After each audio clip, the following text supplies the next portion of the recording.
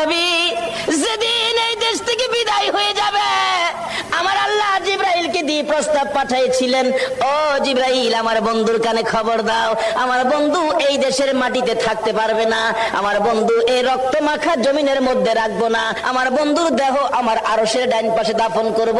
জিবরাইল খবর নিয়ে ডাকতেছেন, হুজুর আল্লাহর সালাম গ্রহণ করুন। আমি জিবরাইলের সালাম গ্রহণ করুন। আল্লাহর নবী গো, আপনার দেহ মোবারক আল্লাহর আরশের ডাইন পাশে দাফন হবে, আপনি খুশির সহিত কবুল করুন। আমার নবী কোনো কথা কয় না, দুইটা চোখের পানি ঝরঝর করে ছাড়তেছে। জিবরাইল বলেন, ইয়া রাসূলুল্লাহ, এত সুন্দর প্রস্তাব নিয়ে আসলাম, কোনো কথা কন না, খালি কাঁদেন কেন জানতে চাই। আমার নবী বলেন, জিবরাইল রে, তোমার জন্য খুশির খবর হতে পারে, আমি খুশি হতে পারলাম না, কেন পারলেন না? রে জিবরাইল, আমার দাফন আল্লাহর আরশের ডান পাশে হবে, আমি জানতে চাই আমার গুনাহগার উম্মতের দাফন কই হবে রে? জিবরাইল বলেন, আপনার উম্মতের দাফন এই জমিনের মধ্যে হবে। আমার নবীর কান্না আরো বেড়ে গেছে। জিবরাইল,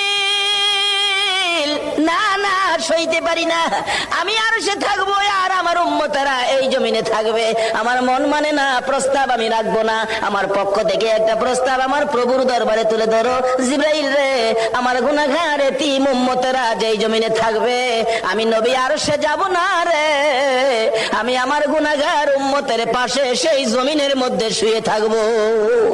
আরে দয়ালো নবী, প্রেমের ছবি আর আসবে না জগতে, আমার দয়ালো নবী, প্রেমের ছবি আর আসবে না।